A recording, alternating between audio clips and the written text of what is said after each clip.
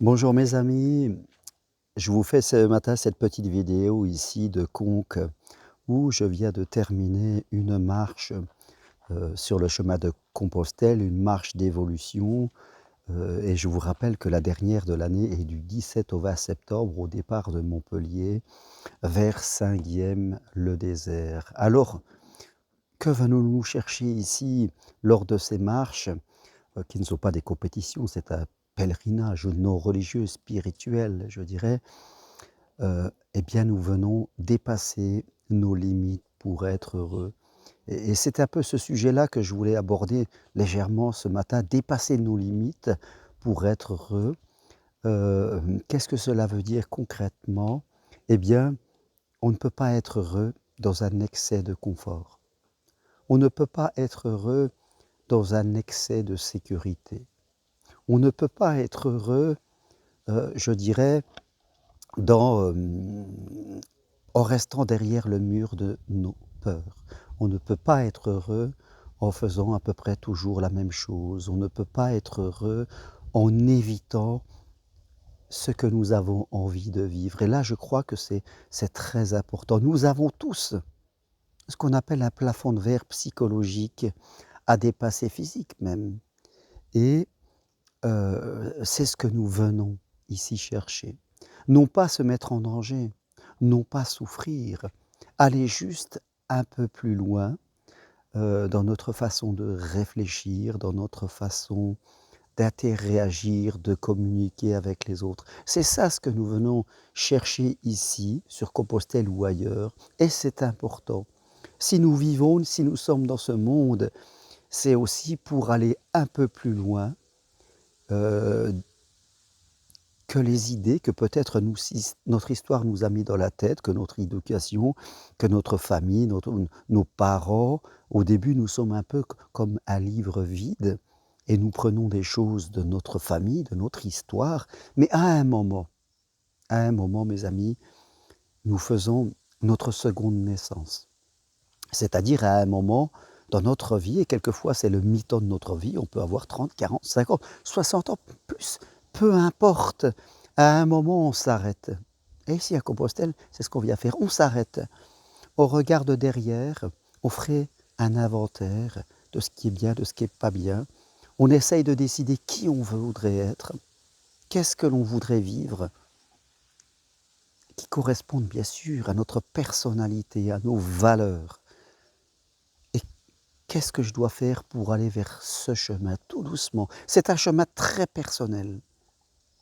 Comme le chemin de Compostelle, on suit un chemin, mais tous ceux qui étaient là, dans ce petit groupe familial où nous étions, eh bien chacun faisait son chemin intérieur. Et c'est vraiment très important de se donner le temps. Attention à notre mental, qui dira toujours qu'on n'a pas le temps, qu'on fera ça une prochaine fois, qu'on n'a pas d'argent, qu'il y a plus important à faire, qu'on ne peut pas réorganiser son emploi du temps parce que c'est ainsi, que parce qu'on a trop de responsabilités. Attention à tout ce que l'on va se raconter, mes amis, pour toujours rester dans nos habitudes, dans notre confortable sécurité. C'est bien, c'est bien. Mais attention, il faut voyager un peu à l'extérieur de ça, parce que le vrai bonheur est là. Le vrai bonheur est dans la peur. La peur est le chemin à suivre, non pas la peur du danger, mais les peurs qu'on se raconte. C'est le chemin à suivre, quelque part, et c'est ce que les personnes viennent ici, tous ceux qui viennent ici ont entre 30 ans et presque 80 ans, je dirais. Nous étions un groupe d'hommes et de femmes qui venaient ici pour diverses raisons, pour de la joie, pour de la rigolade, pour découvrir Compostelle, pour être dans des lieux aussi magiques que Conques, que je peux vous montrer un peu derrière moi. Vous pouvez voir un peu la cathédrale. Nous avons dormi dans des couvents, dans des abbayes de moines, dans des gîtes de Compostelle.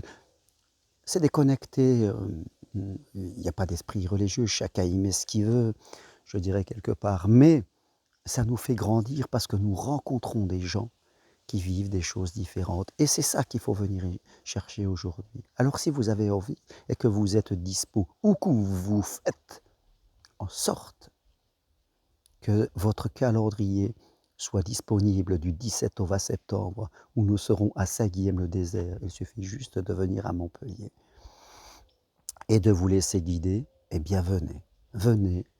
Offrez-vous cette seconde naissance.